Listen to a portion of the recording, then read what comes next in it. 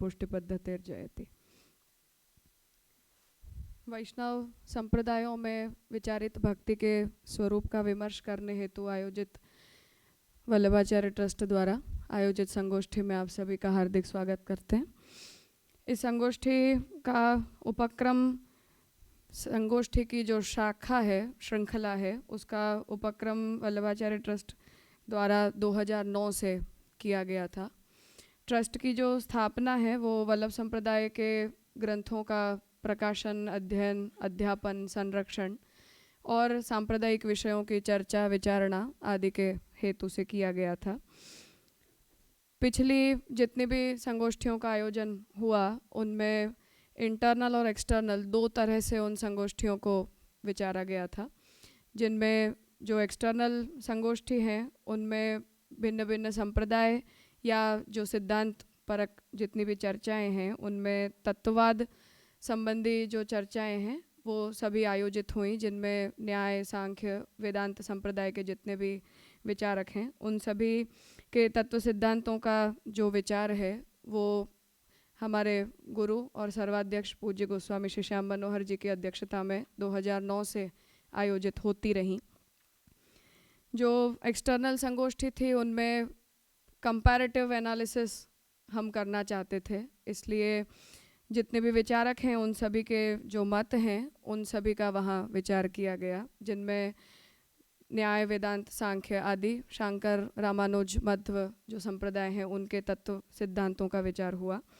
आंतरिक जो संगोष्ठियाँ थी वो वल्लभ संप्रदाय के सिद्धांतों की चर्चा हेतु प्रस्तुत की गई थी, जिनमें आचार्य वर्ग और शिष्य वर्ग से जो भी सांप्रदायिक सिद्धांतों के विचारक हैं, विद्वान हैं, उन सभी को आमंत्रित करके और पूज्य श्री श्याम मनोहर जी की अध्यक्षता में उन सभी विषयों की चर्चा हुई। उसी श्रृंखला में अब संप्रदायों में भक्ति का जो स्वरूप विचारित है उसका तुलनात्मक विमर्श करने के हेतु से इस संगोष्ठी का आज हम उपक्रम कर रहे हैं, जिनमें यद्यपि भक्ति केवल वैष्णव संप्रदायों का विषय न हो के बहुत ही विस्तृत विषय है, जिसका विचार योग आदि साधना पद्धतियों में भी किया जा सकता है, शैव, शाक्त आदि जो संप्रदाय हैं उनमें भी किया जा सकता है, परंतु इस बार के लिए 2 दिनों के आयोजन में जितना भी हम समाविष्ट कर सकते थे उस दृष्टि से वैष्णव संप्रदायों में भक्ति का जो विचार किया गया है उस विषय को हम इन 2 दिनों में चर्चा में लाना चाह रहे हैं। संगोष्ठी का जो फॉर्मेट है उसमें अद्वैत परंपरा से लेकर और जो भी अर्वाचीन आधुनिक जितनी भी भाव परंपराएं हैं, संप्रदाय हैं, उन सभी का समन्वय करने का हमने प्रयास किया है। इसलिए जो भक्ति का स्वरूप है उसका प्रारंभ यद्यपि हम सभी भक्ति मार्गी संप्रदाय के जितने भी आचार्य हैं उन सभी को पुरातन काल से ही उन भक्ति के सिद्धांतों का उद्गम मानते हैं, उन्हें किसी भी व्यक्ति ने स्वतंत्र विचार के रूप में कभी प्रस्तुत करना नहीं चाहा, किसी भी आचार्य ने। तो वेद, गीता, भागवत, ब्रह्मसूत्र आदि शास्त्रों से ही उनका उद्गम और तद विषयक सभी के अपने विचार विमर्श जो हैं उनमें जो भी तुलनात्मक विचार हैं उन सभी को हम इन 2 दिनों की संगोष्ठी में उन सभी का हम विमर्श करना चाह रहे हैं। जो स्वरूप है संगोष्ठी का उसमें जितने भी वक्ता हैं आप सभी 20-25 मिनट में अपना विषय आप प्रस्तुत करें और उसके आगे आधे घंटे के समय में जितने भी वक्ता हैं वो उस विषय में अपनी जो भी जिज्ञासा हो या जो भी अपना मत हो उन्हें आप प्रस्तुत करें। यदि समय शेष रहेगा तो श्रोताओं की तरफ से भी यदि कोई प्रश्न होंगे तो उन्हें हम आमंत्रित करेंगे। प्रस्तुति का जो क्रम है उसमें आप लोग पत्र पढ़ भी सकते हैं और अपनी तरफ से विषय को यदि केवल संक्षेप में उसका विचार करना चाहें तो उस तरह से भी किया जा सकता है, जिसे जैसी इच्छा और अपेक्षा। अंग्रेजी और हिंदी इन 2 भाषाओं का समन्वित हम उपयोग कर सकते हैं। प्रथम जो पत्र है वो अद्वैत परंपरा श्री शंकराचार्य जी द्वारा स्थापित है, उसमें मधुसूदन सरस्वती से हम सभी परिचित हैं, तो उनका जो भक्ति संबंधी विमर्श है उसे श्री आदित्य चतुर्वेदी जी प्रस्तुत करेंगे। आपने अटलांटा एमोरी यूनिवर्सिटी से अपना PhD कंप्लीट किया है और अभी अहमदाबाद यूनिवर्सिटी में इंटेलेक्चुअल हिस्ट्री पढ़ाते हैं। अपने मूल विषय के अतिरिक्त आर्ट, हिस्ट्री, संस्कृत व्याकरण, वेदांत आदि में भी आपका अच्छा अभ्यास है। तो वो सर्वप्रथम पत्र प्रस्तुति के लिए हम आपको आमंत्रित करते हैं।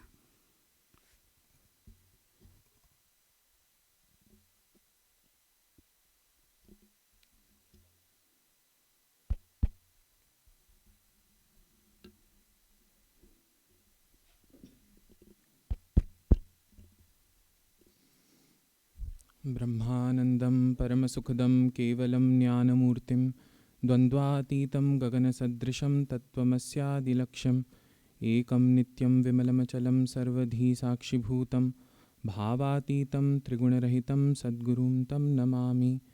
वाञ्छाकल्पतरुभ्यश्च कृपासिन्धुभ्येव च पतितानां पावनेभ्यो वैष्णवेभ्यो नमो नमः। वंशीविभूषितकरान् वनीरदाभात् पीताम्बराद् अरुणबिम्बफलाधरोष्ठात् पूर्णेन्दुसुन्दरमुखारविन्दनेत्रात् कृष्णात् परं किमपि तत्त्वमहं न जाने। सभी वक्ताओं को और परम भगवदीय वैष्णव श्रोताओं को कोटि कोटि प्रणाम, और महाराज जी को और मैत्री जी को सादर धन्यवाद यहाँ मुझे आमंत्रित करने के लिए। और जबकि शायद ये ऐसा मंच नहीं है जहाँ पे मैं कुछ ज़्यादा कह पाऊँ, लेकिन फिर भी आपकी असीम अनुकंपा है और इस अवसर के लिए मैं आपका आभारी हूँ। यहाँ पर जो प्रस्तुत विषय है मधुसूदन सरस्वती जी की भक्ति पर, इसमें मैंने दो उनके जो ग्रंथ हैं गूढ़ार्थ दीपिका और भगवत भक्ति रसायन, मूल प्राइमरीली भगवत भक्ति रसायन का ही अध्ययन, वो भी उसके केवल प्रथमोल्लास को देखा, और उससे जो भक्ति की अवधारणा हमें प्राप्त होती है उस पे मैं थोड़ा अपना चर्चा करूँगा। और जहाँ भी कहीं उसके कंपैरिजन के लिए गूढ़ार्थ दीपिका पे भी कभी कभी जाना पड़ा है, तो उसका भी चिंतन यहाँ इस पेपर में है थोड़ा। और इसके साथ ही मैं क्षमा याचना करते हुए अपना पेपर अंग्रेज़ी में पढ़ूँगा, और फिर जहाँ कहीं पे भी ज़रूरत होगी वहाँ पे रुक के एक्सप्लेनेशन करूँगा। पर लेकिन इससे पहले कि हम विषय में प्रवेश करें, मैं ये कहना चाहूँगा कि मधुसूदन सरस्वती जी में हमें एक बहुत ही विलक्षण प्रतिभा दिखती है। उन्होंने बहुत ही सुंदर तरीके से, जिस तरीके से अद्वैत परंपरा में जहाँ पे भक्ति को शंकराचार्य जी ज्ञान से नीचे करके देखते हैं, या उसे ज्ञान तक पहुँचने के लिए ब्रह्म ज्ञान तक, जो कि मोक्ष है, मोक्ष का केवल साधन ही नहीं है अपितु मोक्ष है, उसमें उसके लिए एक प्रेपरेटरी प्रैक्टिस की तरह देखते हैं कि भक्ति करने के बाद चित्त शुद्धि होगी, और चित्त शुद्धि के उपरांत ब्रह्म ज्ञान के लिए जो मनुष्य का चित्त है, जो जीव का चित्त है, वो तैयार होगा। तो लेकिन मधुसूदन जी में जैसा कि आप देखेंगे इससे हमको थोड़ी नहीं काफ़ी भिन्नता दिखती है, और उन्होंने भक्ति को ज्ञान के बराबर ही देखा है, उससे नीचे ऊपर क्या कोई तारतम्य नहीं है उसका ज्ञान के साथ।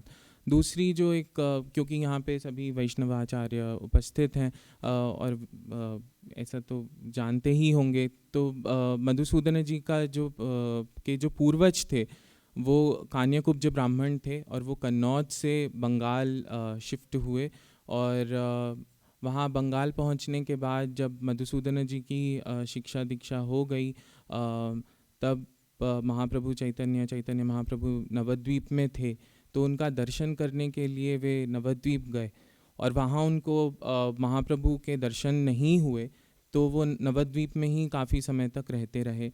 और अपने इस नवद्वीप वास के दौरान ही उन्होंने नव्य न्याय का, जो कि नवद्वीप एक नव्य न्याय का बहुत बड़ा केंद्र बन चुका था, वहाँ पे न्याय में शिक्षा प्राप्त करी, और जो वो भी उनके लेखन में बहुत रिफ्लेक्ट होती है।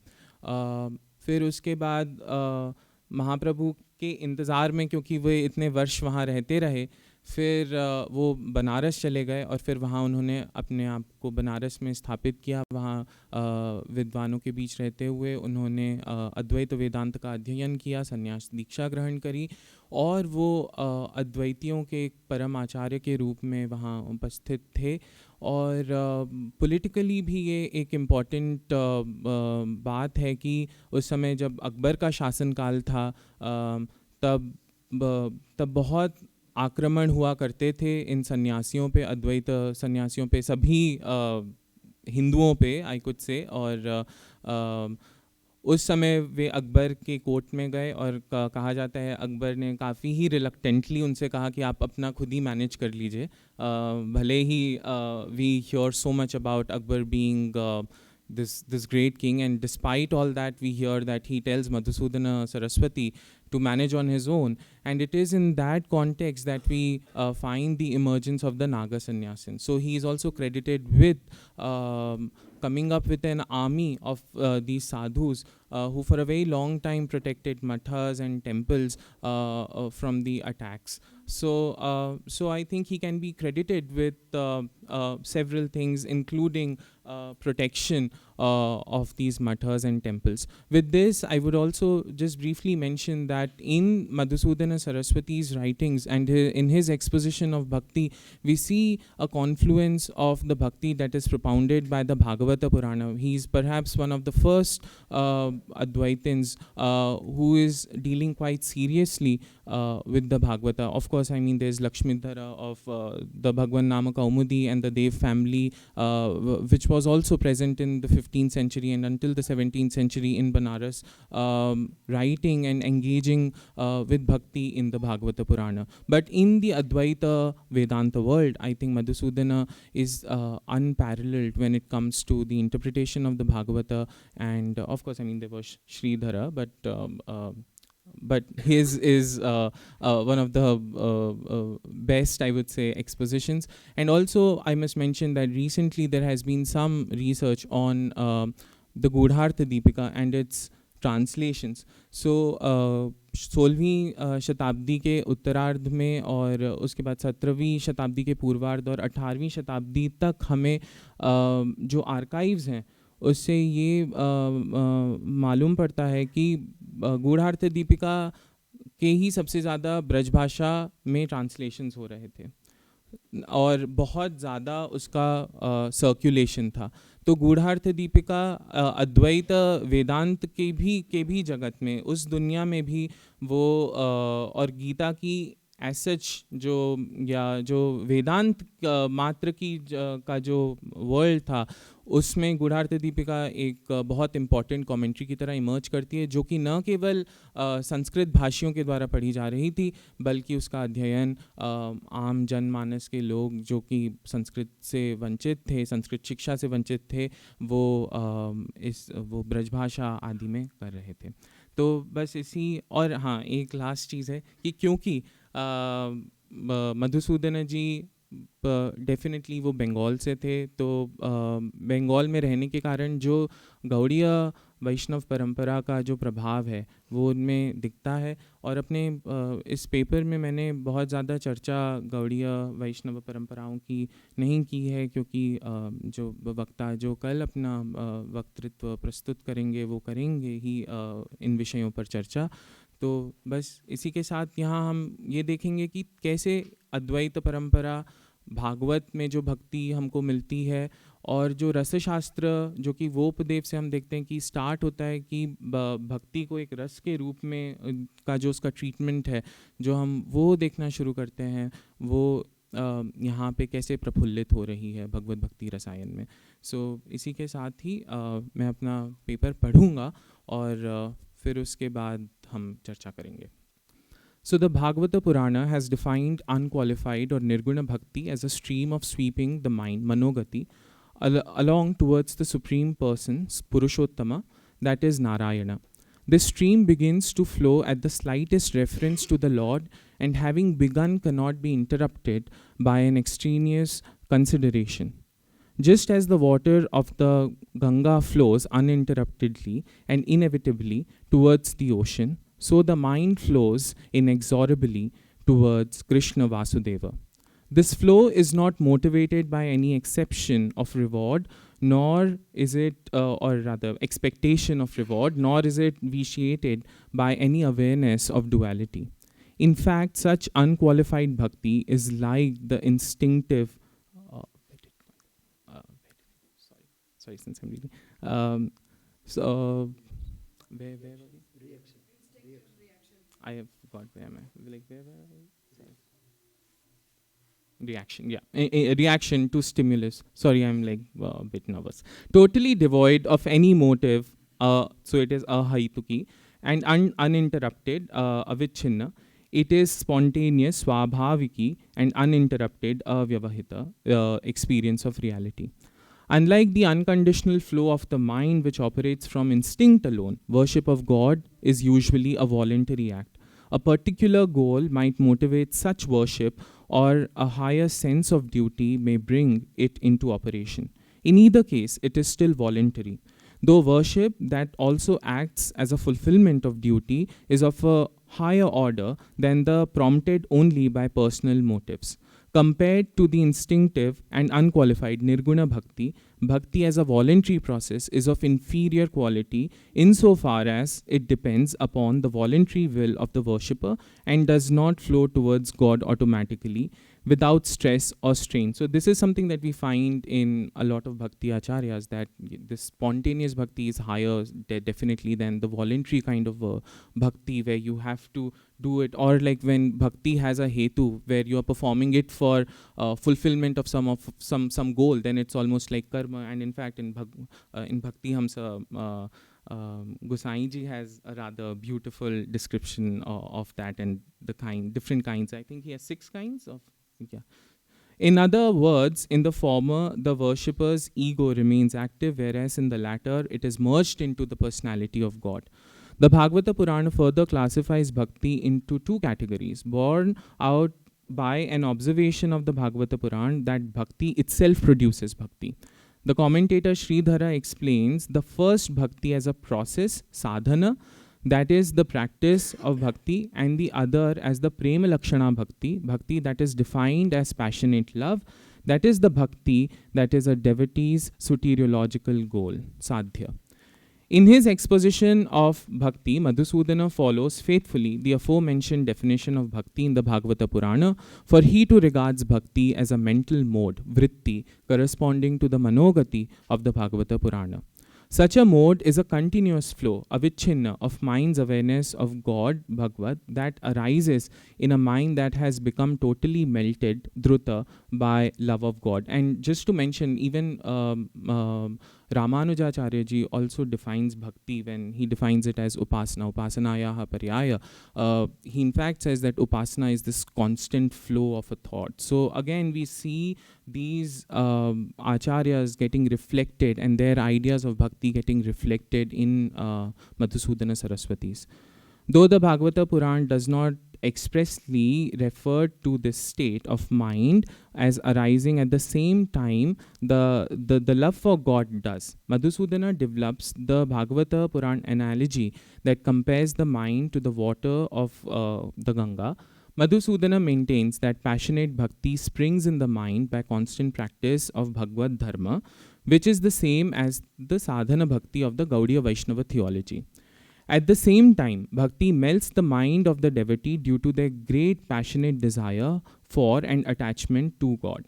As a result, the devotee's experience of passionate bhakti has a deeper and lasting impact on his or her than any other form of experience. His authority in the Bhagavata Purana, where it says that such melting of the mind is caused by constantly listening to God's praise. Madhusudana takes this to be the same as the 9 types of sadhana bhakti, namely Shravana, etc., which he terms Bhagavad Dharma. Finally, he explains that such bhakti only concerns the Lord. I should point out that Madhusudana never really admits that the realization of Sadhya Bhakti is a soteriological good. So it's still like being an Advaitin, he wants to become Brahman. So it's not Sadhya Bhakti that is his salvific goal, so to say. The goal remains the self-realization, which is also like, becoming Bhagavadakara, the Chitta becoming Bhagavadakara, and we'll come to that. Only there is a difference in the mental condition of the individual who experiences the dawning of the final realization of Brahman as identical with self and realization of the true nature of God, Bhagavan. In the case of the Akhandartha Chitta Vritti, revealing Brahman's identity with the self, the experiencing individual's mind is completely free of any emotion. But in the case of Bhakti Vritti, revealing God, the experiencing individual's mind is saturated by divine love. Moreover, Brahman, the bliss is actually the passionate love, prema, the individual experiences. So यहाँ पे वो बस ये कहने की कोशिश करते हैं कि जिसको जो अद्वैत वेदांत में जो का जो गोल है, जो कि स्वानुभूति, नॉट स्वानुभूति so much but self realisation, जो साक्षात्कार है स्वयं के साथ कि मैं ही ब्रह्म हूँ, ये जो रियलाइजेशन है, ये इसमें कोई ये निर्विकल्प की तरह उसको देखते हैं. और जो भगवदाकार, तो वो कहते हैं कि प्रोसेस तो सेम होने वाला है, आपका जो मन है वो भगवदाकार हो जाएगा, लेकिन एक में विकल्प रहेगा और एक निर्विकल्प होगा. तो भेद वो केवल इतना देखते हैं, वो इसमें तारतम्य नहीं मानते हैं ऐसा. 2 elements of this definition are noteworthy. First, the melting of the devotee's mind, which results from the practice of Shravana, etc.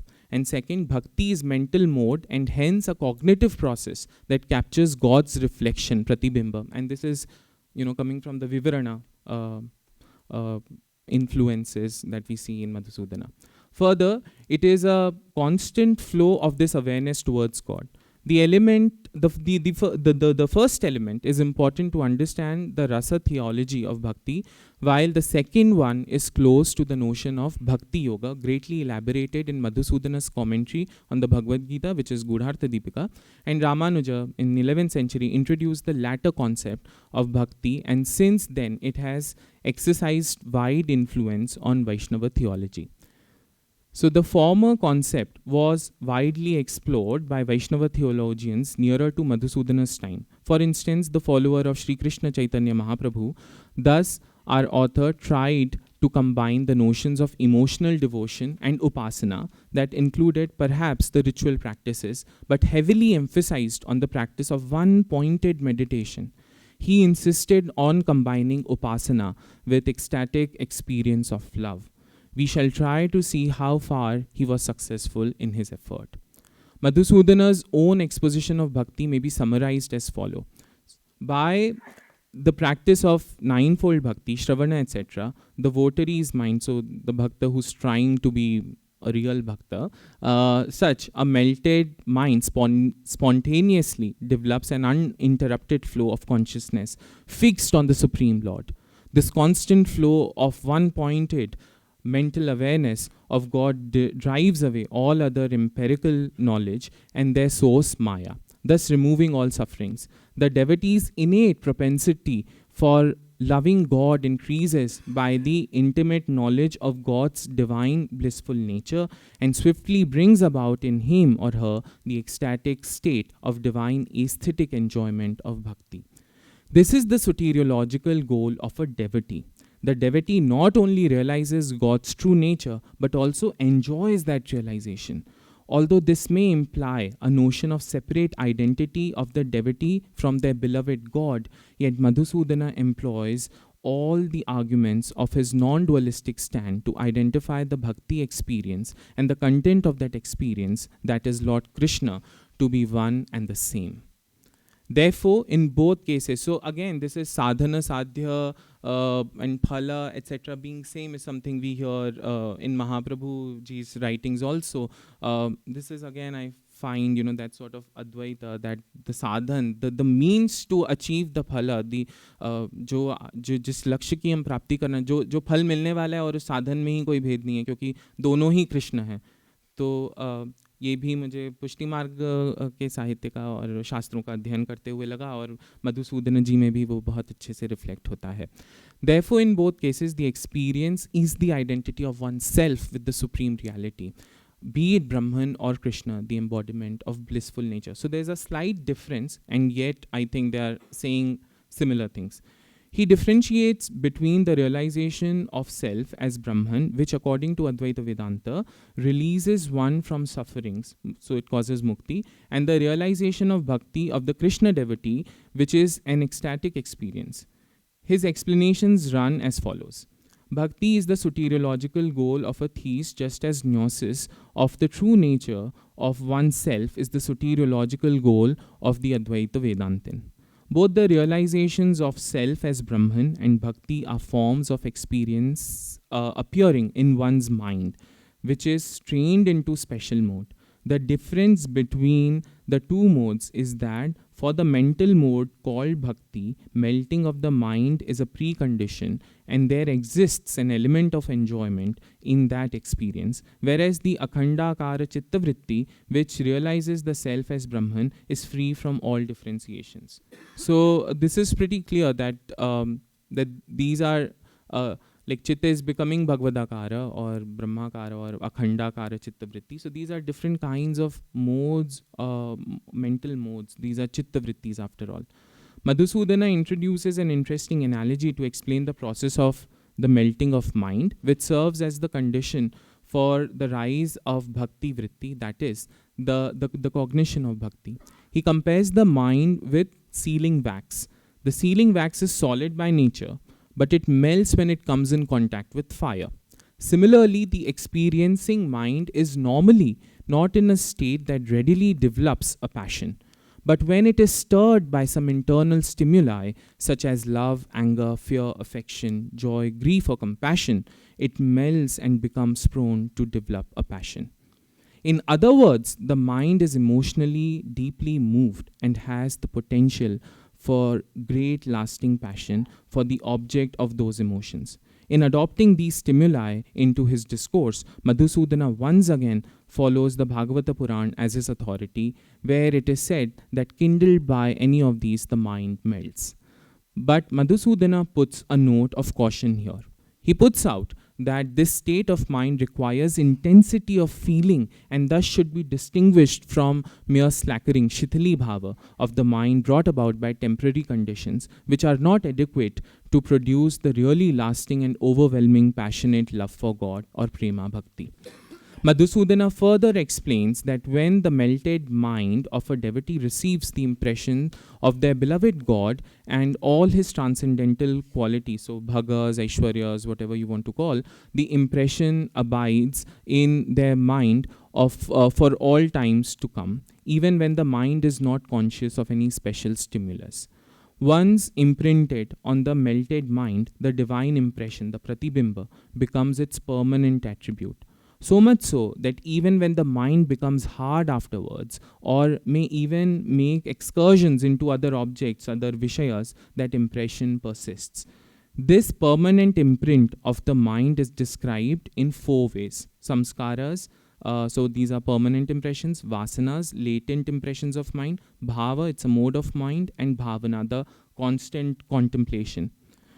All 4 expressions show different aspects of the experience of bhakti. Samskara and vasana mainly express the quality of experience being innate to the mind. The expression bhavana naturally connects the mental state to the idea of bhakti yoga. The term bhava is interesting in connection with the concept of rasa or aesthetic enjoyment. Bhakti experience reveals God in his glorious full form.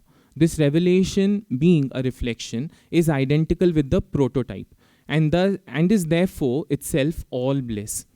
This blissful permanent mood, sthai bhava of mind, is for Madhusudana comparable to the mind of an aesthete, which climaxes in rasa. Similarly, bhakti bhava, through practice of bhakti, reaches its climax in ecstatic enjoyment of bhakti rasa. When Madhusudana brings in the concept of aesthetic enjoyment, rasa, to explain the nature of bhakti rasa, he confronts a few problems. Rasa is a state in the Natya Shastra produced through the interplay of various fleeting moods, vyabhichari bhavas, generated in mind of the main character of the play, which reinforces their dominant mood. This dominant and permanent mood, sthai bhava, is aroused and sustained by the determinants, vibhavas. First, the person who is the focus of the dominant mood, and then other congenial elements, and expressed through various psychological and physical reactions or anubhavas. Vibhava is divided into two categories: the support, that is the object, alambana vibhava, of the dominant mood, and the elements of excitement, uddipana vibhava. To apply this formula to Bhakti Rasa, Madhusudana admits that the supporting vibhava of Bhakti is Krishna. Therefore, if he claims that the dominant mood, that is Bhakti, is identified with Krishna, the Rasa theory becomes inapplicable. For instance, it is impossible to say that one's feeling of love is identical with one's beloved. Therefore, divine love and the focus of that love is, that is, the divine, must be separate entities. Madhusudana answers this as follows. It is true that both the Alambana Vibhava and the Sthai Bhava of Bhakti share substantially the same identity in the case of both being all bliss Bhagavat. Still, Bhagavat as the Alambana Vibhava is the prototype. And by Bhagavat, I just mean Bhagavana because I'm using Pratipadik. So the Alambana Vibhava is the prototype, Bimba, whereas Bhagavat revealed in the Bhakti experience is his self-reflection, Pratibimba. Hence, though these are the same entity in appearance, they are, as it were, separate. Much the same way in the individual Jiva and the Lord Ishvara. Though basically one, are treated for all practical purposes as two different realities. As the Bhakti Sthai Bhava, Rati, is thus all bliss, it is only one further step to conceive it as developing into all bliss, Rasa, which again is the manifestation of Bhagavat in all his glory and sweetness. Out of allegiance to the literary theory of Rasa, Madhusudana tried to establish a link between ordinary Rati, which develops into Sringara Rasa, and Bhagavad Rati, which develops into Bhakti Rasa. In the case of ordinary experience of Rati for a person, the experience embraces the person as the essential consciousness Chit, conditioned by the illusory qualities making up the individuality of the beloved person. Thus, in epistemological terms, the lover is experiencing Rati for the beloved as a form of object consciousness, Vishaya Chinna Chaitanya. Ordinary Rati, therefore, differs from Bhagavad Rati insofar as the former is a reflection of object consciousness, while the latter is reflection of pure consciousness in its bliss and glory, in its all bliss glory. That is Bhagavat himself, but both are Rati, being the reflection of consciousness on the mind that has already been melted by the heat of passion. So I think he works with a very fundamental theory of man or manas being Vishayakara. So whatever Vishay comes before manas, it takes that form. So similarly, like if you put this bottle before my mind, the mind becomes the bottle. At least for so this is a Nayayika concept that is being drawn into Advaita Vedanta by him, and then also, but if you have Bhagavat, if you have Bhagavan, so the manas itself becomes Bhagavana, is what basically he's saying in simpler words. Very interestingly, Madhusudana's sequence of reaching that all-consuming experience of passionate love for the divine is initially to realize the true nature of the glorious God. This leads the devotee to a state of total detachment, kaivalya, from all empirical phenomena, including their individual ego. Both these states fully depend on God's grace. Having reached kaivalya, the devotee is capable of the realization of true prema bhakti. Thus, Madhusudana clearly states that both Rati and Bhakti are in fact a single experience arising in a special mode of mind, Chitta Vritti. But this remains a determinate experience where the revealed God appears as an attribute of the mind in a special state. Clearly, it is not just a mental mode, as we have been previously told. We may assume that the author first followed the Bhagavata tradition of explaining Bhakti Rasa. There, as we have seen, bhakti is a constant flow of a state of mind, manogati. But as he continues to flow the course of daring exploration into the region of metaphysics and literary theory of rasa, he lands himself into a spatial territory whereby bhakti becomes the Bhagavad himself rather than a mere state of mind. This shifting position can be attributed to his anxiety to see that bhakti should be understood as all bliss, the experience and the experienced, just one integral entity.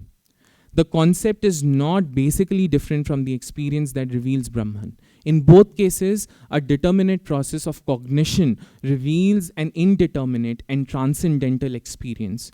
Only in the case of bhakti, the determinate process of cognition produces the transcendental experience of all bliss, God producing an ecstatic state. Bhakti differs from the revelation of Brahman in that the latter, the experience is undifferentiated, while in the former, it is differentiated experience of ecstatic joy. Nevertheless, it is transcendental and beyond the reach of mind, which is a product of Maya.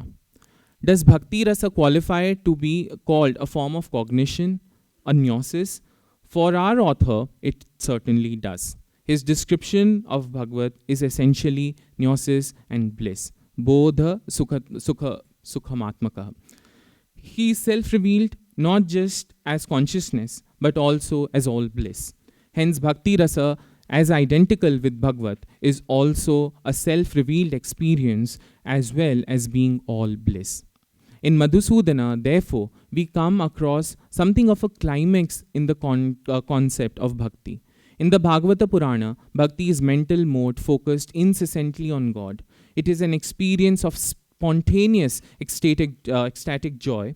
In the Bhakti Sutras, so I did not discuss Bhakti Sutras, but I think people just know the Bhakti Sutras. Bhakti is taken as love and attachment, but the precise metaphysical and epistemological implications of this were left unexplored. So this is Shandilya and Narada's Bhakti Sutras. In the Bengal school of Vaishnavism, Bhakti is a rapturous knowledge. It was also recognized as an expression, vritti, of God's innate blissful Shakti, blissful power or Shakti. जो रस में जो rapture होता है, जो हमको वैसी अनुभूति जो होती है, हाँ, आह्लाद टाइप का, जी. Following the Vivarana, Madhusudana accepts that every cognition is a reflection of consciousness on the mental mode rather than the mode alone. Therefore, he arrives at the conclusion that bhakti in its mature state is a revelation of the glorious all bliss God, a revelation that is not different from what it reveals. He takes a bold step to equate bhakti gnosis with the Brahma gnosis, and thus he shows a logical distinction between bhakti as a soteriological means, sadhana, and bhakti as the soteriological goal, the sadhya or prema bhakti. And this discussion actually comes up in the beginning, जो कि हमें दूसरे संप्रदायों में भी दिखता है कि भक्ति जो है वो साधन है कि साध्य है.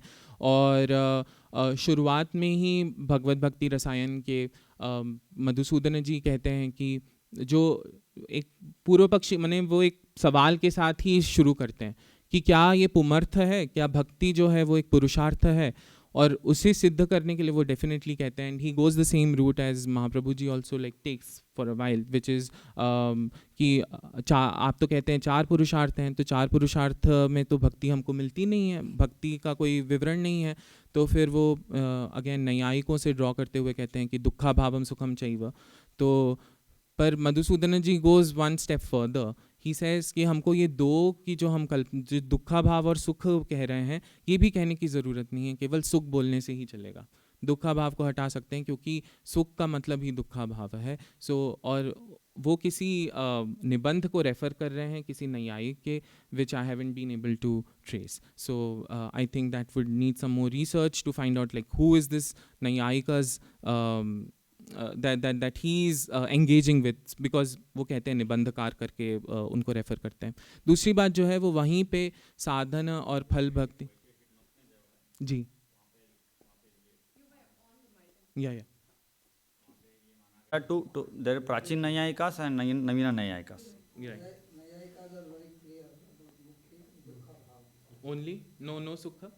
No, in Navina Nyaya, Acha. in the Navina Nyaya and Muktivada, they agree that Sukha is Mukti. they Yeah. agree. In only Prachina Nyaya, Yeah, exactly. Yeah. they say that Dukkha Bhava stage should be considered as a Mukti As because it implicates if you agree to the Sukha, then it should be Dukkha also. Right. So yeah, I think then he is certainly referring to. Dukkha. Among the 21 lists of dukkhas, sukha is also included as dukkha. Yeah. Yes. But Must be. but Navina Nyayika's argument is that we can agree Sukha. Right. Yeah. Yeah, Doesn't but it Mahaprabhu- doesn't fit in Navin Nyaya also. Without jnana, there is no. When jnana is there, then mukti is not possible because Atma does not have inherent consciousness in it. So if there is a sukha in mukti, then inherent consciousness has to be there, which they don't accept in Atma. So Right. maybe some. but Some maybe essay writer who was claiming to be a Nayayika says this, and then Madhusudana ji in the Bhagavad Bhakti Rasayana seems to be referring to that. That's why Vishwanath Panchanan, he says that I prefer to be a jackal in Nata Vraj Vaisheshiki Muktim Prarthayami Kadachan. than to have the mukti on the Nayayika. That's right. Yeah. Right. So, but doesn't Mahaprabhu ji also say this? Dukkha bhavan sukham chaiva purushartha something in the Tattvartha Deepa. निबंध ग्रंथ में आचार्य शरणों ने कही है दुखा भाव सुखंचैव पुरुषाद्वयम् मतम। ये तो ऐसा है कि जो धर्मार्थ काम और मोक्ष, तो इसमें फल और साध्य भाव हम सोच सकते हैं। जैसे अर्थ है वो साधन है काम का, इसी तरह धर्म है वो मोक्ष का साधन है। तो मनुष्य की जो प्रवृत्ति के मूल हेतु हैं उनको हम 4 में से 2 में अगर घटा सकते हो तो ऐसा कहा जा सकता है कि दुखा भाव और सुख ये 2 ही पुरुषार्थ हैं। पर इस विषय में कोई ऐसा आग्रह नहीं है समझाने के लिए। लोगों की प्रवृत्ति और प्रवृत्ति इस हेतु से होती है, इस हेतु से वो आप जी हाँ, यहाँ पे भी ये कोई कोई बहुत बड़ा डिबेट का टॉपिक नहीं है, but he just makes a passing remark on this. So where was I? I forgot. So right. So following the Vivarana, Madhusudana accepts we did this. What is then the epistemological process of bhakti cognition? It is the reflection of Bhagavad on a mode of the melted mind of cognizer, just dravit or galita chitta.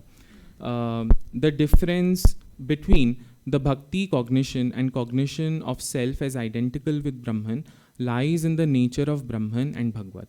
The latter is transcendent and yet qualified with what Ramanuja called gods with auspicious qualities, Kalyana Gunas, as well as the transcendental qualities, Bhagas, while the former is totally devoid of any quality. Therefore, unlike the realization of Brahman, realization of Bhagavad, that is bhakti, is differentiated knowledge. So there is vikalpa here.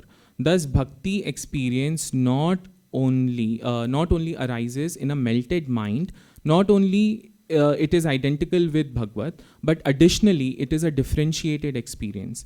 Being a strict Advaita Vedantin, Madhusudana did not recognize the existence of an innate divine power.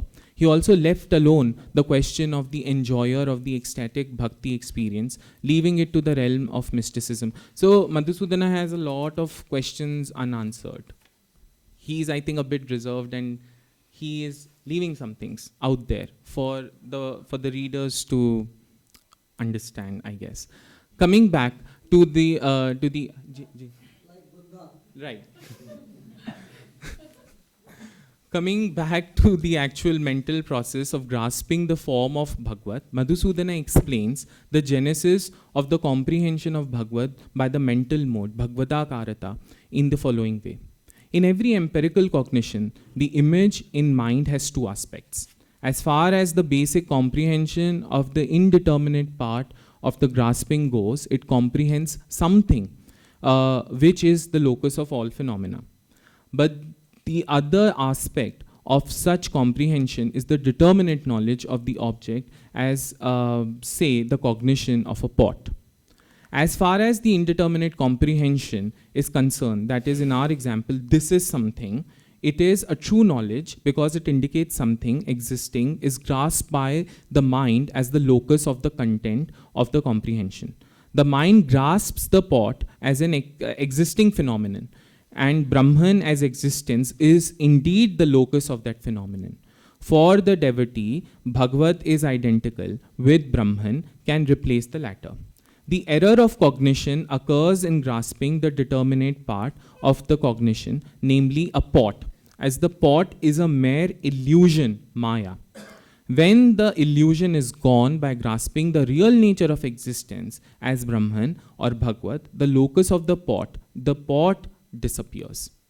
Thus, grasping the bhakti experience, which is Bhagavat, the locus of all erroneous experiences caused by Maya, the devotee emerges out of the influence of Maya, which caused all the suffering, and he or she attains salvation. So this is again a reflection of the Vivarana type Advaita Vedanta. Madhusudana further elaborates on the subject of this experience that leads him to claim that, like the experience of Brahman, Bhakti embraces Bhagavat exclusively as just bliss free of any qualification. This experience of bliss is similar to the experience of bliss in the deep sleep, so Sushupti Avastha. He asserts that the mind naturally grasps the reflection, akara, of Bhagavat. But in the empirical cognition, the reflections its grasps are caused by such external causes as the sense organs and the latent impressions retained by the mind of previous experiences, and thus the reflection becomes distorted. Mind is able to grasp the reflection of Bhagavat because it is a product of avidya, which has Brahman or Bhagavat as its locus. Besides, Bhagavat is the inner controller, Antaryamin, of all phenomena and pervades Anusyuta, all. Thus, once the identity between Brahman and Bhagavat is accepted, there is no incongruity in accepting the mind to grasp Bhagavat. In the empirical state, though the mind grasps Bhagavat in all its cognitive acts, it is not opposed to the appearance of other forms in mind. By the practice of devotional acts, sadhana bhakti, a devotee purifies the mind of all these other forms and impressions. Cleared of all such erroneous forms, the mind finally grasps the unimpeded form of Bhagavat. In other words, the mind directly experiences Bhagavat. Prior to that, the mind, during the devotional practices, gets only an indirect reflection of God. The direct revelation totally settles the mind in God. In saying this, Madhusudana has created a new synthesis in which doctrines of monism, so Advaita, are reconciled to devotional theories. He recognizes sadhana bhakti as a means of eradicating avidya, a removal that leads to ultimate self-realization. So this is similar to Shankaracharya's view on bhakti, or the utility of bhakti. He recognizes bhakti for Madhusudana is as effective as activities such as Shravana, Manana, Nididhyasana, right? Advocated by the Advaitins, as bhakti is a form of experience that leads to salvation through self-realization. Knowledge serves both in the theory of devotion and in monistic view on salvation, moksha, as the direct cause of salvation from worldly sufferings and from their cause, avidya, the wrong knowledge. But according to the tenets of devotion, salvation is not the summum bonum of human life. So it's not the ultimate goal. Following the Bhagavata Puran, Madhusudana puts divine love above salvation, where divine love at its climax places the devotee in a state of perpetual ecstatic bliss. So he's saying that, just like other Bhakti Acharyas. The devotee enjoys at that stage the ecstasy of supreme love for Bhagavat. As has already been noted, such an ecstatic experience is regarded by the followers of the Bhagavata Purana as the highest goal of a person. Madhusudana accepts this view. The endeavor of the Advaitins end in achieving identity with Brahman, Brahma Kaivalya, which Madhusudana calls Paramukti or supreme salvation. But in the context of bhakti, this indeterminate experience lacks the element of enjoyment, rasa. The successful devotee achieves the determinate experience of the enjoyable all bliss God, Bhagavad. We shall soon see that the author puts this experience above the experience of undifferentiated Brahman. In this context, Madhusudana reinterprets Vaishnavite terms such as Salokya and Sayujya to fit in his monastic thought. He equates Sayujya with a lack of differentiation, Bheda Abhava, or Bheda Bhava, just between Jiva and Brahman. In relation to the highest stage of beatitude, Sayujya, he refers to the enjoyment such as Salokya as limited salvation, Aparamukti. Monistic Kaivalya is the identity with Brahman achieved after death, Videha Kaivalya, where even the tiniest remnant of mistaken knowledge, Avidya Lesha, which causes the continuance of the gross body of the Jivana Mukta is exhausted. In the description of different stages of the spiritual evolution of the devotee, Bhakti Bhumika in the pursuit of bliss. Jivana Mukta is described as the sixth stage, but Videha Kaivalya is avoided in order to enjoy the bliss of divine love, that is Bhakti. In order to justify the exposition of the theory of Bhakti, Madhusudana points out the differences between Bhakti and Brahma Vidya. The goal of Advaita school. The differences are as follows. So first is Brahma Vidya, that is Akhandakara Chitta Vritti, is an undifferentiated mental mode, Nirvikalpaka Manaso Vritti, comprehending the non-dual reality Brahman. Bhakti, on the other hand, is a differentiated Savikalpaka mode of melted mind, having Bhagavad as its content. While the great sentences such as Tattvamasi, Aham Brahmasmi, the four Mahavakyas, produce Brahma Vidya, activities involving ninefold devotion or Navada Bhakti, that is Shravana Kirtana and the like, are said to bring about Bhakti. Then third is Brahma Vidya results in the eradication of primordial avidya, the root of all suffering, but Bhakti reaches its climax in supreme love for Bhagavad. Then finally, Brahma Vidya is a special privilege accorded to some rare individuals who have achieved four states of mind, sadhana chatushtaya. So these are discussed at the beginning of the Brahma Sutra Bhashya as the Anantarya, after which one is becomes capable of the Brahma Jigyasa, and these are the Shamda Madiniyam, and then you have Vairagya, and I'm forgetting what else. Vairagya, Viveka, Nitya Viveka, आदो नित्यानित्य विवेक संप्रकृति. right. So यहाँ मतलब and फलाभोग mumukshatva, विरक्ति. and then the fourth is the mumukshatva. So one who has these four will attain Brahma Vidya. Bhakti, however, is open to all. The melting of the mind is the only prerequisite for the dawning of Bhakti. So though Madhusudana has thus drawn a series of distinctions between Brahma Vidya and Bhakti, his syncretic mind has yet managed to assimilate Brahma Vidya into the texture of Bhakti and has equally integrated it into the hierarchical evolution of Bhakti in its different stages. So, thank you.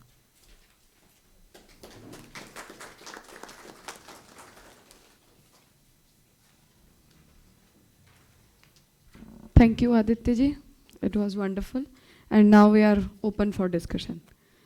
So, आप सभी की जो भी जिज्ञासाएं हों या अपने मतानुसार उसमें जो भी आपके इनपुट्स हों, उन्हें सभी वक्तागण क्रमशः प्रस्तुत कर सकते हैं.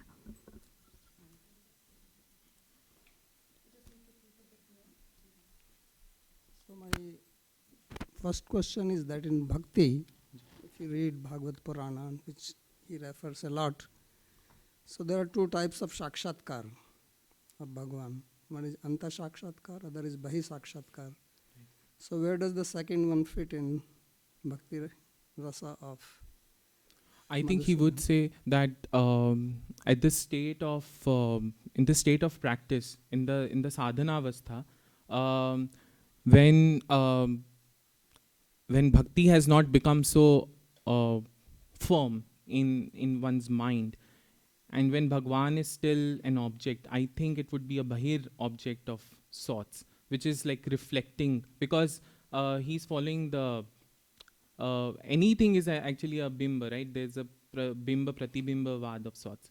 So I think it would be in the sadhana avastha, but in the phalavastha it would be all in the But antaha. then that contradicts Bhagavatam, because Bhagavatam considers Yeah, Bahisakshatkar as superior to Antasakshatkar. right. And it's not that you have Bahisakshatkar at the sadhana stage, Right. that is actually the sadhya. Yeah, I think he is twisting and turning the Bhagavata a little bit, certainly. That's what I think also. Yeah, he does that, yes. Yeah. And I think he's, I don't think he's also apologetic about it. So, yeah. That's even more dangerous. Can you consider it as a pramad? Yeah. So he doesn't openly would also, so he does say, like, he would refer to the Bhagavata Shastra also as a pramana, but I think people were being a bit selective of, and I mean, this is, No, this there are is- a lot of verses where he can fit his ideology. exactly. So I think. So there is no yeah. problem for pramanas. In Bhagavata itself, Yeah, exactly. there are a lot of verses where he can fit his ideology. Yeah. So that's what he does. I think everybody's picking and choosing things which fits their worldview. So, and this we see even happening in the Brahma Sutra commentaries, right? So they would, and then, you know, the Bhedavadins, when they come up, Vijnana Bhikshu. Only debate happens when we take the Tatparanya and Nilingas, Upakrama, Upasamhara. That's right. Then the debate upon what verses you have to choose and what verse Yeah. you have to, Yeah. how to interpret it, that comes in place. Right, and I think Madhvacharya ji is important in that way because he changes the sequence. He says that the Upasamhara is more important than the Upakrama, which was the Mimamsa understanding otherwise, that the Upakrama determines the purport of. Shankara the also given says passage. that in his Bhasya on Sutra. But I think he says that there has to be, I think at least in the Bhumadhikarana, he has that discussion where he says that the Upakrama and the Upasamhara, there has to be an Ekavakyata. Yeah, the Ekvakyata, but still he says, I think on 3rd chapter in one Sutra, that Upsamhara takes over Upkrama. Very clear statement he makes. Acha, I will have to see. I have that. There's like recently, 2 scholars have worked. Yeah. So you are saying this is in the 3rd chapter? I'll make a note. And I can give the reference, I don't Okay. have it here. Okay. एक I have प्रश्न था, another, ji. sorry, you can go. ये भक्ति रसायन में जी. मधुसूदन ये लिखते हैं जी. तस्मात् पुरुषार्थ चतुष्टयांतर्गतत्वेन वा सात्वंत्रेण वा भक्ति योगः परमानंद रूपत्वादिति निर्विवादम। Right. तो ये प्रश्न होता है कि यदि मोक्ष से स्वतंत्र भी भक्ति योग की स्थिति है तो शंकराचार्य जी के तत्व चिंतन के साथ इसकी संगति कैसे मधुसूदन बैठाएंगे? जी. आई थिंक वो ये कह रहे हैं कि ये स्वतंत्र तो है और वो डिपार्ट कर रहे हैं डेफिनेटली अगेन। वो जो शंकराचार्य जी का जो चिंतन है उससे वो किसी अलग डायरेक्शन में जा रहे हैं, क्योंकि अगर वो शंकराचार्य जी के ही चिंतन में रहते तो वो भक्ति का पुमर्थत्व स्वीकार नहीं कर सकते थे और उसको पंचम पुरुषार्थ या कोई एक भिन्न पुरुषार्थ की तरह कभी नहीं ट्रीट कर सकते थे। तो वो definitely I think he is. नहीं, ऐसा हम सीधा तो नहीं कह सकते हैं क्योंकि गंभीर चिंतन है उनका भी, जी। तो उनकी संगति उनके यहाँ भी कुछ न कुछ तो सोची ही गई होगी। जी। सो मुझे लगता है कि ये जो उनका कहना है कि वो जो एक कंपैरिजन जो स्टैब्लिश कर रहे हैं जो ब्रह्म न्योसिस और भक्ति न्योसिस में है कि दोनों में ही चित्त की, क्योंकि आफ्टर ऑल जिस तरीके से वो मुक्ति को भी इमेजिन कर रहे हैं, जो ब्रह्म ज्ञान या जो कैवल्य मुक्ति भी जो हो रही है उसमें भी चित्त की भगवदाकारता है, बट अब इसमें वो भेद देखते हैं थोड़ा सा कि भक्ति जिसको होगी वो सविकल्पक होगा और जिस उसका जो चित्त जो भगवदाकार हो रहा है वो सविकल्प हो रहा है, और ये जो जिसका मैंने ब्रह्माकार हो रहा है वो निर्विकल्पक। तो एटलीस्ट वहाँ पे अगेन मतलब ये एक थोड़ी कठिन चीज़ है जो कि वो करने की कोशिश करें कि जब आपके पूर्वाचार्य ने कुछ इतना बड़ा डिस्टिंक्शन क्रिएट करके रखा है तो उसे आप कैसे वो करेंगे. So I think bringing bhakti and the Brahma gyan together and just saying that there is no तारतम्य in the two but they are mental, like these are chitta vrittis just of two different kinds. And in a way he's talking about bhakti as something slightly higher, because the person in bhakti who's experiencing bhakti is able to enjoy, is also an aesthete of sorts. So but I think I will also have to like read a little bit more and all of his like ऐसा है कि texts. सभी दर्शनों में ये बातें होती हैं, जी. परंपरा आगे बढ़ती है और विचार बढ़ता है तो सबके कुछ प्रभाव भी एक दूसरे के ऊपर आते ही हैं. हमारे यहाँ भी जैसे हम सोचें कि हमारे अंदर जिस प्रकार के आवेश आते हैं तो मौसम के अनुसार, गुणों के अनुसार, कर्मों के, ये सब भी आवेश हमारे यहाँ होते ही हैं. तो मधुसूदन जैसे परंपरा से अद्वैती हैं पर भगवत कृपा उनके ऊपर है और भक्ति का आवेश उनमें है, तो हम ऐसा सोच सकते हैं कि भक्ति के आवेश जब बढ़ जाता होगा तो तब वो भक्ति रसायन प्रकट होता होगा और अद्वैत का आवेश होने पर अद्वैत सिद्धि प्रकट हो जाती होगी. ऐसा कुछ हम सोच सकते हैं क्या? जी, ऐसा कई लोगों ने ऐसा आर्ग्यू भी किया है. तो ये तक कहा है लोगों ने कि कि भगवत भक्ति रसायन गूढ़ार्थ दीपिका से पहले लिखा गया, फिर आपका अद्वैत सिद्धि और भी बाद में आई है. तो ये भी हो सकता है कि वो कोई एक तरीके का क्रमिक विकास है जहाँ पे वो पहले क्योंकि बंगाल में थे, he was like all in. ये इंडोलॉजी चल रही है. हाँ, तो मुझे ये कह देना चाहिए कि मैं ट्रेन्ड फिलोसोफर नहीं हूँ बट मैं ट्रेन्ड हिस्टोरियन हूँ, सो आई स्पीक लाइक हिस्टोरियंस. क्योंकि आचार्य भले किसी के भी मत के हों पर एक वाक्यता तो वो अपनी सिद्ध करते ही हैं और हमें उसी दृष्टि से उसे सोचना भी चाहिए. हाँ. उनके वाक्यों में परस्पर विरोध है ऐसा हम तो खैर अन्य मत के हों और उस दृष्टि से आक्षेप करें वो अलग बात है, पर हम उनके मत के बनकर और उसको सोचें तो हमें उसका अविरोध बतलाना चाहिए.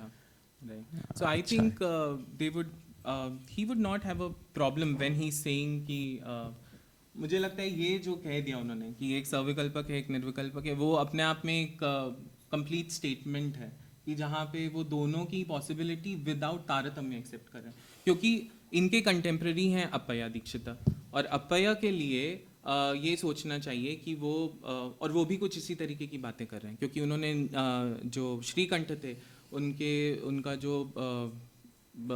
जो शैव मत से जो ब्रह्मसूत्र भाष्य था उस पर शिवार्कमणि दीपिका लिखी, और शिवार्कमणि दीपिका में उन्होंने शक्ति विशिष्ट शैवाद्वैत की बात करी है, और वो अपने आप को अद्वैतियों की तरह भी, मतलब he is an Advaitin, right. And then we have somebody called Nilakantha Chaturdhara जिन्होंने महाभारत पे भी कमेंट्री लिखी. So he has to write another text called the Vedanta Kataka, because in his writings Appaya accepts two kinds of muktis, two states of mukti. So one is Ishvara Bhavapatti, where all the souls become Ishwaras, and then when everybody has become Ishvara, it's like the Bodhisattvas, so then all the Bodhisattvas will become the Buddha one day, so then there would be a Sarva Mukti. Now this graded salvation is something that an Advaitin cannot accept. So although he is a bhakta and he is a very good, excellent Advaitin, he is writing, excellent Advaita text, but at the same time he writes Shaiva Bhakti sort of text. And then there are people within his tradition, within a century, Nilakantha Chaturdhara is writing Vedanta Kataka, where he tries to purify the Vedanta, Advaita Vedanta, of all the impurities that have set into the tradition. And he, in fact, calls Appaya a prachanna vishishtadvaitavadi. So, अद्वैत विधि पथिकई उपास्य वाली जो उनकी पंक्ति, उससे ये तो हम अनुमान लगा ही सकते हैं कि वो तुरीयावस्थापन्न व्यक्तित्व होने के बाद वो भक्ति में आए हैं. जैसे कि सुखदेव जी की कथा श्रीमद् भागवत में आती है कि परिनिष्ठितोपि नैर्गुण्य उत्तम श्लोक लीलिया गृहीत चेता. तो परम ज्ञानी जो होता है वो परम भक्त बनने की कथाएं बहुत स्थान पर आती हैं, पर परम भक्त है वो परम ज्ञानी बनने की कथाएं कहीं सुनी नहीं गई हैं। सो वो डेफिनेटली उसको ऊपर ही देख रहे हैं, क्योंकि उसके पास जो एक भक्त के पास एक कैपेसिटी है जो एंजॉय करने की, वो एक ज्ञानी के पास नहीं है, तो वो relish ही नहीं कर पाएगा. So I think he is also saying that. But he is contradicting with that, na? Who? Madhusudan. How so? I mean, he is trying to. Madhusudan ये कहना चाह रहे हैं, जैसे हमने उसे साध्य और साधन के डिफ्रेंसिएशन में देखा. सो इवन एज भक्ति मार्गी वी विल नॉट कन्फेस कि साधन वाली भक्ति के अंदर रिलिशमेंट का पॉइंट होता है. नहीं, वो जो पॉइंट था वो ये था कि एक्सटर्नली जब आप उनको वो कर रहे हैं और internal रिलिशमेंट. Now, when your upasya object will be an internal object, then he will be nirvikalpa Brahman. Na? नहीं. If it is Bhagavadakara, if your chitta has become Bhagavadakara, then it will have vikalpas. But if it is Akhandar, I mean Brahmakara, then it will. But it is again. So what I want to say is कि अगर भक्ति से मुक्ति, if he is proposing. No, he's not. No, proposing if just a thought, just a thought. ज्ञान और yeah. हाँ. So if we differentiate between ज्ञान and bhakti. What did I say about? Say that again. हाँ. If So he what? differentiates between ज्ञान and bhakti. हाँ. So what?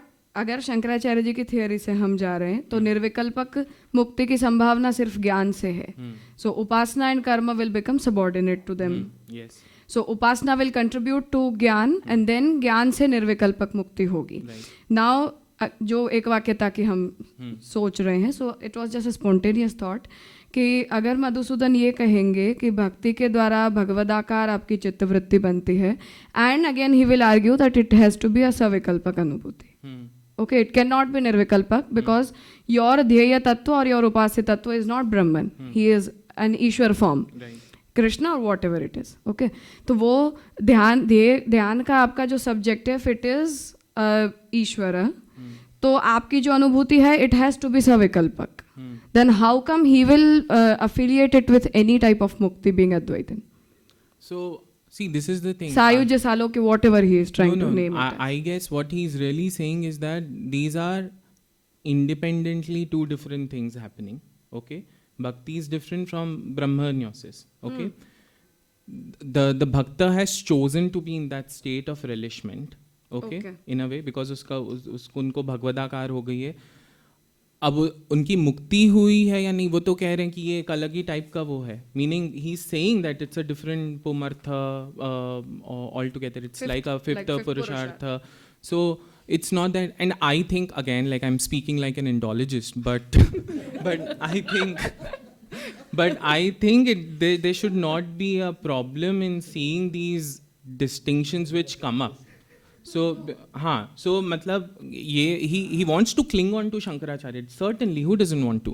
But No, we don't a lot of you don't want to. Yes, certainly not. I mean, which Advaita? But Madhusudana would want to. Yeah. Yes. ना मगर वहाँ पे तो problem नहीं होना चाहिए ना. अभी भक्ति का जो वहाँ पे तो प्रॉब्लम होना ही नहीं चाहिए. Bhakti is stage. After that we will get a Brahma bhava. There is no problem. But the problem is salokya और सायुज के टाइम पे अविद्यालेश है कि नहीं? है. तो सालोक्य और सायुज नहीं, पर निर्विकल्पक हो गया फिर. हाँ, अविद्यालेश है. तो सविकल्पक हुआ. सविकल्प होगा ना. हाँ, निर्विकल्प नहीं, सविकल्प. वो एक वाक्य था, उन दोनों में पॉसिबल नहीं हो. नहीं, एक तरह से पॉसिबल है. जैसे वाचस्पति मिश्रा हैं, जब वो सांख्य कार्य का करते हैं अपना सांख्य तत्व कौमुदी, तो वो सांख्य की सिद्धांत से लिखते हैं.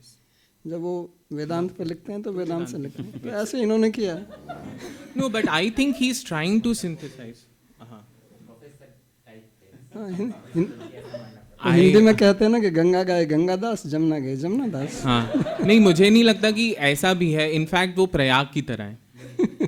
और ये वो प्रयाग है, वहाँ पे गंगा जी भी हैं, जमुना जी भी हैं, और वो एक फाइन लाइन है जहाँ पे you can choose to be here and there. So it's, I think it's a greater ये, क्योंकि you can either be here either be Ganga ji और जमुना जी. गंगा ही हो जाती है. वही, I think in the paper I have argued that it is kind of a samanvaya. Now the problem is that these two theories are like so far off from each other that it is a very, so I think he has, yeah, and I think he has successfully done it to a certain extent. And if we see the Shankarites in practice also today, a lot of them are writing, I mean, Bhaje Vrajayika Mandanam, Samasta Papa Khandanam, ये सब लिखने लेकिन वाले वो केवल कहते ही हैं।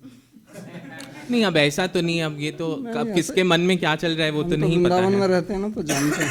हाँ जी, आप दो बातें हैं कि इसमें एक झलक कर एक बहुत बड़े एक वेदांती, में एक में जो उपासना है वो अविद्या से है, और उपासना के बाद में ज्ञान से चित्त शुद्धि, उपासना से एकाग्रता होने के बाद में ज्ञान, और ज्ञान से मुक्ति, ये क्रम है।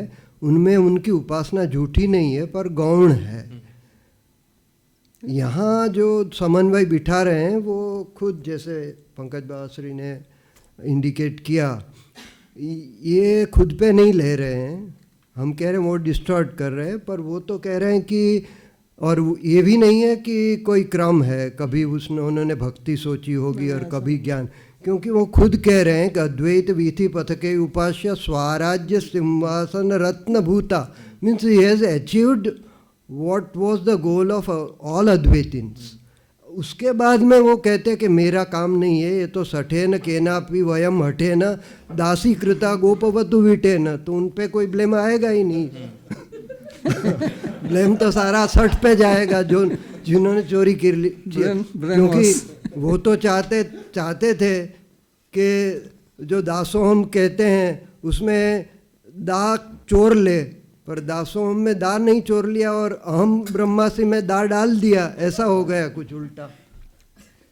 तो वो खुद में उनकी भक्ति जो है वो तो, क्योंकि जब दूसरी एक बात, ये तो बात हुई, पर दूसरी एक बात, जब कृष्ण को परम तत्व कहते हैं, जब कृष्ण को परम तत्व कहते हैं, उपासनार्थ कल्पित नहीं कहते हैं, तो भी कुछ तो बात है उनके भक्ति में। ये वेदांती से बाद में भक्त हो गए, ऐसा मुझे लग रहा है। नहीं, वेदांती तो सभी हैं, मतलब जो नहीं, हाँ राज्य सिंहासन हाँ राइट वाले तुरीय तत्व पहुंचाने के बाद, और उन्होंने, जैसे मैंने सुखदेव जी का उदाहरण दिया, जी। ऐसा कुछ मुझे लग रहा है। फिर तो आप जी हो सकता, मतलब अब we do not have much of his hagiography, so मतलब मैं हिस्टोरियन की तरह सोच रहा हूँ और मैं यही कह सकता हूँ कि मुझे क्रम देखने की वो है। तो ये सब अगर ये कार्य अगर पॉसिबल है तो मैन्यूस्क्रिप्ट्स देख के कौन कब आ रही है, कौन कितनी पुरानी है, ये सब देख के पता चल सकता है perhaps. But I think what you are saying Jhala bhai is right here, and I think Madhusudana ji is an example of his times. There were a lot more Advaitins like this who were there, who were saying similar things. He is the best among all. But if we read the Bhagwan Nam Kaumudi of Lakshmidhara, he has a similar idea. If we read Lakshmidhara, I mean, in other different kinds of bhaktis, to the goddess, to Shiva, to Narayana also, to Vishnu, we have people trying to bring these things together, I guess. So he's a result of his times, and again, I don't see a problem in making slight departures from Shankara, क्योंकि वो शायद यहाँ as a historian आप बस कह सकते हैं, हाँ, मगर but as a हाँ. so I'm talking as a historian, and I do not have any shame in but accepting. he himself will not claim that I am departing from No, Shankara. nobody claims. Nobody claims. I mean, in fact, Bhaskara Rai writes a whole text where he basically dismantles the basic principles of the Shankarite Advaita, and yet in the beginning you will see that he's praising Shankara as the Parama Karunika. No, there are two traditions. One is Vyakarana tradition, where we can say the Uttar Muninam Pramanyam. Yeah. So there you can differ. Yeah. There is no problem. Yeah. But in Yeah. Vedanta tradition, Yeah. you cannot say that. That's right. Yeah, but I mean, this is what we see. I don't know. I do not have an answer to you to the problem itself. No, it's an ongoing debate. It's an ongoing debate. Yes. Yeah. इसमें एक भी मेकम नंद निकेतांगणी मया दृष्टो और नृत्यति गोधूली धूसरांगो नृत्यति वेदांत सिद्धांतः। यदि इस परिप्रेक्ष्य में यदि सोचें तो जो पंकज बाबा ने जो बोला है कि वेदांती से वो भक्त बने, ये बात सत्य सिद्ध नहीं होती। और हमारे पास एविडेंस नहीं है ना इसे सिद्ध ये जो श्लोक है ये तो ये अपने हाँ। आप में ही मतलब एविडेंस है। स्वयं जो अपना अनुभव व्यक्त कर रहे हैं जी। उससे बड़ा प्रमाण क्या हो सकता है? हाँ, सो अगर जैसे यहाँ पे भी आप देखिए जो इनफैक्ट इसकी जो स्टार्टिंग है, so he doesn't refer to Bhagwan by his name. See what he saying, पदनख निविष्ट मूर्ति भी एकादशताम इव आवहन्निष्टाम यम समुपास्ते गिरिशम तम गिरिशः तम वंदे नंद मंदिरे कंचित। भगवान का माने नंद मंदिर में कोई है जिसकी भाई वो उपासना कर रहे हैं, कोई बोल दिया। अब कोई कौन है? what I understand is, I agree with your point कि इसमें कोई मिडल लाइन तो है। हाँ। I mean वो अपने आप में, though I will not say that he is a confused personality, No, not I at won't all. say, no. But what I want to say is कि his mind is flickering in both the sides. As an आचार्य परंपरा, definitely उन्हें अपनी मूल परंपरा से अलग कुछ भी कहने का वो नहीं है, and we should not even accept it likewise. पर उनका मन उस तरफ जा रहा है, the way Jalabhai was trying to say that he is not taking those things on his own कि मैं अपने मन को उस तरफ ले जा रहा हूँ, but there is some stimuli who is attracting me. So the way you try to say कि वो ठाकुर कृष्ण का नाम नहीं लिख रहे हैं वहाँ, so he is trying to say that I am involuntarily being engaged somewhere or I am being attracted somewhere. Yeah. I think more beautifully I would say is that he is saying that वो जो कंचित है, कोई है, अब कोई क्या है मतलब लेकिन नंद निकेतांगणे मया दृष्टो। नहीं, वो तो वहाँ लिया। नहीं, I am not saying, I am just talking about this verse, I am not talking about his entire magnum opus, I am saying just in this verse, No, नंद मंदिरे कंचित। Definitely Krishna, who doesn't know who this is Krishna? But rather than saying Krishna, he's saying कि भाई वो तो ब्रह्मा है जिसको एक किसी उपाधि से हम बांध नहीं सकते। बस अभी वो नंद मंदिर में, जैसे वो वहाँ गोपांगनाओं के साथ वो क्रीड़ा कर रहा है, वहाँ पे धूली दूसर वो वेदांत के whatever. So I think, and also I mean he is in with form because भाई गिरीश तो एक ही गए हैं वहाँ पे वो वंदना करने भगवान की, लेकिन वहाँ पे 11 कैसे? एक तो मैंने ये अपने आप में बड़ी सुंदर वर्ष है कि उनके पदनख में एक शिव जो है वो उसके और 10 भांतियाँ हो गई हैं, तो वहाँ पे एकादश रुद्र जो हैं वो प्रस्तुत हो गए हैं। So definitely he has a form, the baby Krishna is right there, but still he is saying कंचित। So I think this is something I would say is relishing this all this. So, and that is, I think, the true bhakta who has attained this knowledge, who knows everything, and yet, you know, is just relishing this kind of bhakti. That is what he's propounding. So, सुंदर निरूपण हुआ, अच्छी चर्चा की।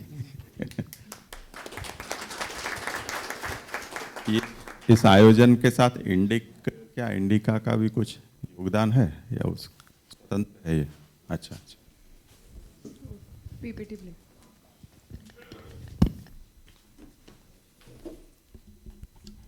So we heard Madhusudana. इस चर्चा को ही दिमाग में रख के we had a thought कि हम मधुसूदन सरस्वती को हमेशा वैष्णवता की तरफ खींचने की कोशिश करते हैं कि शंकराचार्य जी की परंपरा में एक एक्सेप्शनल केस आ गया, but the way we had the discussion कि हमें उन्हें अपनी मूल परंपरा का पार्ट मानकर ही उनके विचारों को सोचना चाहिए। And that's why Aditya was reluctant upon saying कि इसे महाप्रभु जी और चैतन्य संप्रदाय की चर्चा करने के बाद we should discuss, but I thought कि हम उन्हें अद्वैत परंपरा में रख के we should keep him first. तो उस समन्वय को ही ध्यान में रख के इस तरह की chronology we had design, so it was successful somehow. I think so. And I must also say that I was a bit reluctant to do this because for my PhD I studied the Pushti Marga, so I'm more familiar with the Pushti Marga principles and scriptures. But this was me gallivanting in the Advaita realm. So I must have offended a lot of people, mistaken, but I think this is how we learn, by making mistakes. No, it was not offending. It was relishable.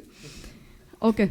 So, अगला जो पत्र है, यद्यपि क्रमानुसार श्री रामानुजाचार्य जी की भक्ति परंपरा का होना चाहिए था, पर वक्ता की आज के दिन की अनुपलब्धि के कारण हम मध्य परंपरा में भक्ति का जो स्वरूप है उसकी चर्चा करेंगे, और रामानुजाचार्य जी का ऑब्वियसली एलिमिनेट नहीं होगा। कल वो प्रथम पत्र अपना रामानुजाचार्य जी की भक्ति का जो वक्ता है वो आकर प्रस्तुत करेंगे। सो जो द्वितीय